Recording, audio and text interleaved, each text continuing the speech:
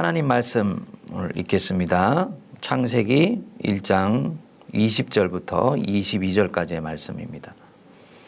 하나님이 이르시되 물들은 생물을 번성하게 하라. 땅이 하늘의 궁창에는 새가 나르라 하시고 하나님이 큰 바다 짐승들과 물에서 번성하여 움직이는 모든 생물을 그 종류대로 날개 있는 모든 새를 그 종류대로 창조하시니 하나님이 보시기에 좋았더라. 하나님이 그들에게 복을 주시며 이르시되 생육하고 번성하여 여러 바닷물에 충만하라. 새들도 땅에 번성하라 하시니라. 아멘. 옛날에 한 소년이 있었습니다. 이 소년은 학교 방과후가 되면 자기 동네 앞에 있는 연못에 가서 돌을 던지는 그런 일을 하곤 했습니다. 퐁당퐁당 물속에 돌이 떨어지는 소리가 참으로 이 소년에게는 듣기 좋았기 때문입니다. 근데 어느 날 이 소년이 악몽을 꾸었습니다. 자신이 무심코 연못에 던진 돌에 맞아 죽게 된 생명을 잃은 개구리들이 떼를 지어서 덮치는 꿈이었어요. 소년은 화들짝 깨어서 일어나게 되고 생각하게 됩니다. 내가 별 생각 없이 했던 작은 행동이 드러나지는 않지만 많은 생명들을 앗아가게 할 수 있는 것이구나. 그 뒤에 이 소년은 특이한 행동을 하기 시작합니다. 연못에 돌을 던지는 행위를 그쳤고요. 그리고 길을 갈 때 지팡이를 짚고 다니기 시작을 합니다. 동네 사람들은 의아해했지요. 아직 두 다리가 멀쩡한 녀석이 노인네처럼 지팡이를 짚고 다닌다. 그것이 아니었습니다. 자기가 가는 길 한복판에 작은 생명이 있어서 혹시 본인이 부지불식간에라도 작은 생명을 상하게 하는 일이 있을까 해서 지팡이를 짚게 되었던 것입니다. 이 아이는 달라져 있었던 것이죠. 여러분, 무엇이 달라져 있을까요? 생명에 대한 감수성, 생명에 대한 민감성이 생기게 된 것입니다. 간밤에 악몽이 자극을 주어서 자기중심적으로 생명을 대하고 세상을 대했던 마음이 옳지 않다는 것을 깨닫게 된 것입니다. 비록 말 못하는 미물일지라도 자기보다 힘이 없고 보잘것없는 목숨일지라도 그것이 생명을 가진 것이기 때문에 존중해야 된다라는 그런 인식이 생긴 것입니다. 이것을 일컬어서 생명 감수성이라고 이야기를 합니다. 어느 생명이 느끼는 감정, 느낌, 목소리에 귀를 기울여주고 그것에 건강하게 반응할 줄 아는 능력, 이게 생명 감수성입니다. 많은 생태론자들이나 환경론자들은 지구의 생태계가 오늘과 같은 심각한 위기를 겪게 된 주된 원인 중에 하나가 바로 이 기독교 신앙 때문이다 라고 말을 합니다. 기독교 신앙은 인간 중심적 신앙이다. 동양에 있는 모든 신비주의 종교, 불교나 힌두교와는 달리 기독교는 인간을 중심으로 이 세계와 우주가 포진하고 있다라고 인식하고 있다는 거죠. 그래서 이 기독교 신앙에는 다른 생명에 대한 감수성이 없다고 이들은 안타까워하면서 비판을 합니다. 무슨 전거로 이렇게 얘기를 하느냐? 하나님이 인간이 살 수 있는 모든 지구적 환경을 예비해 놓으시고 여섯째 날에 하나님의 형상으로 만들어진 인간을 그 안에 두셨다고 본다는 거예요. 그리고 이 세상을 인간으로 하여금 다스리라고 명령하셨다는 거죠. 마치 집을 잘 짓고 그 안에 살림을 다 만들어 놓고 침대도 푹신하게 만들어 놓은 다음에 주인이 그때 와서 사는 것과 동일한 것이 기독교가 가지고 있는 세계관이다. 그러니까 이 생태론자들이 볼 때 기독교 신앙은 인간을 우주의 중심이고 그 우주의 중심인 인간 주변으로 동물과 식물 그리고 주변으로 피조세계가 구성되는 세계관을 가지고 있다라고 이들은 보는 것입니다.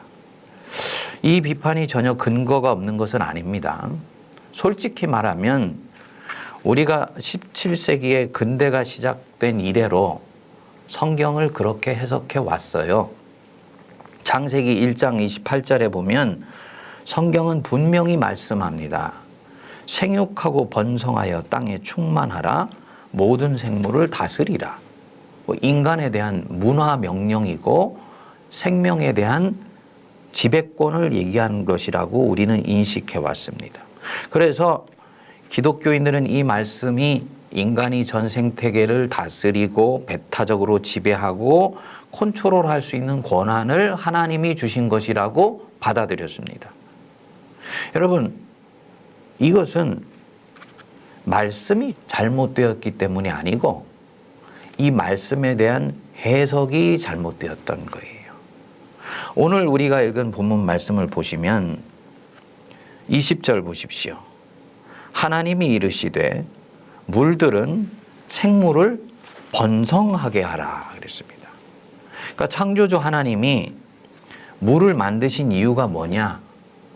사람만을 위한 것이 아니고 그 물에 사는 생물을 번성하게 하시려고 물을 만드셨다는 거죠. 그러니까 자연이 인간만을 위해서 만들어진 것이 아니라는 얘기입니다. 22절에도 보시면 하나님이 그들에게 복을 주시며 이르시되 생육하고 번성하여 여러 바닷물에 충만하라. 새들도 땅에 번성하라 하시니라. 잘 보십시오. 지금 하나님이 사람에게만 복을 주신 것이 아니고 당신께서 빚으신 모든 생명에게 복을 주신 거예요. 그래서 생육하고 번성하라. 이들에게 복을 주시며 이르시되 라고 말씀하신 것입니다. 다시 말씀드리면 인간만이 생육하고 번성하고 땅에 충만할 수 있는 권리를 가진 것이 아니고 창조주께서는 다른 생명에게도 똑같은 권리를 주셨다는 얘기입니다. 이 말은 인간이 생육하고 번성하며 땅에 충만하는 명령을 받았고 권리를 갖고 있지만 그것은 한계를 가지고 있는 권리이다. 다른 생명이 가지고 있는 생명권을 파괴하거나 훼손하거나 멸절하지 않는 범위 안에서 인간이 생육하며 번성하고 땅에 충만할 수 있는 권리를 가지고 있다라는 얘기입니다. 이런 측면에서 보면 기독교는 인본주의적 세계관이 아닙니다. 하나님 중심으로 본다면 피조 세계를 만드시고 모든 피조물이 생육하고 번성할 수 있기를 원하시는 측면에서 보면 신본주의적 세계관이고요. 한 걸음 더 나아가서 보면 대단히 자연 친화적인 세계관입니다. 그러니까 내 번영과 생육을 위해서 다른 생명의 권리를 침해한다? 그것은 기독교적으로는 죄악이에요. 인간을 살상하는 것만이 죄악이 아니고 하나님이 복 주시면서 생육하고 번성하라고 명령하시고 축복하신 그 다른 생명을 인간이 자신의 행복을 위해서 파괴하거나 그 생명권을 빼앗아 버리는 자체가 기독교적으로는 죄악입니다. 우리가 살아남기 위해서 동물들의 생태계를 침범한다. 아파트를 짓기 위해서 새와 산짐승들의 서식지를 아무 생각도 없이 파괴한다. 고삐 풀린 욕망의 이 기차처럼 되어버린 물질 문명의 시각으로 볼 때는 개발일 수 있을지 모릅니다만 기독교적인 창조신앙으로 볼 때는 이거는 파괴예요. 죄론의 영역으로 확장해서 보면 이거는 죄악입니다. 인간의 번영을 위해서 다른 피조물의 생명을 파괴하고 있으니까. 그렇기 때문에 이 인식을 가지면 적어도 어떤 크리스찬이 개발을 하려고 한다면 반드시 다른 곳에 이들이 옮겨서 살 수 있는 대체 서식지를 만들어줘야 되는 거죠. 이것이 기독교적인 방식입니다. 질문이 나오죠. 그럼 창세기 1장 28절에 땅을 정복하라. 바다의 물고기와 하늘의 새와 땅에 움직이는 모든 생물을 다스리라 하셨는데 여기 이 정복하고 다스리라는 이 말씀은 그럼 도대체 뭐냐? 이건 배타적 지배권을 얘기하신 거 아니냐? 근데 여기서요. 이 다스리다 라는 말이 히브리어로는 라다라고 그럽니다.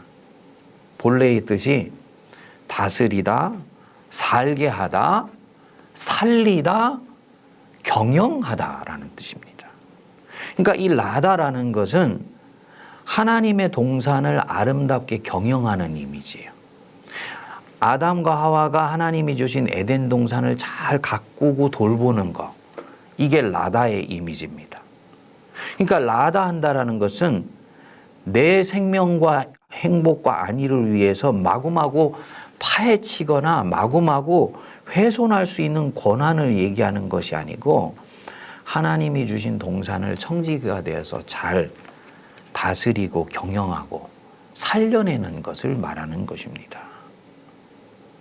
여러분, 자연은 절대로 스스로 거기에 그대로 있을 때 왕성해지지 않아요.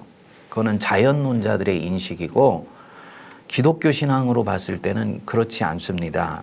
자연은 그대로 둔다고 무조건 좋은 것이 아닙니다. 홍수가 나고 가뭄이 나고 화산 폭발로 인해서 천재지변이 일어나게 되면 자연은 엄청나게 고통을 겪습니다.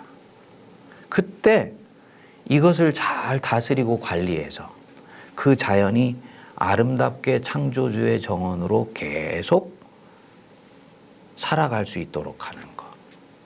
이게 바로 인간의 사명이고 하나님이 인간에게 라다하라고 하신 주된 목적인 것이죠.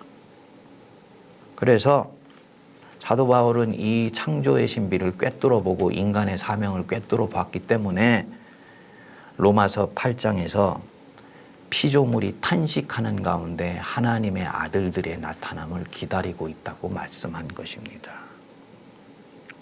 만일 인간이 이렇게 라다, 살리고 경영하는 책임을 잊고 지배하고 군림하고 훼손하는 것을 인간의 권리라고 생각한다면 이것은 성경을 철저히 오독한 것입니다.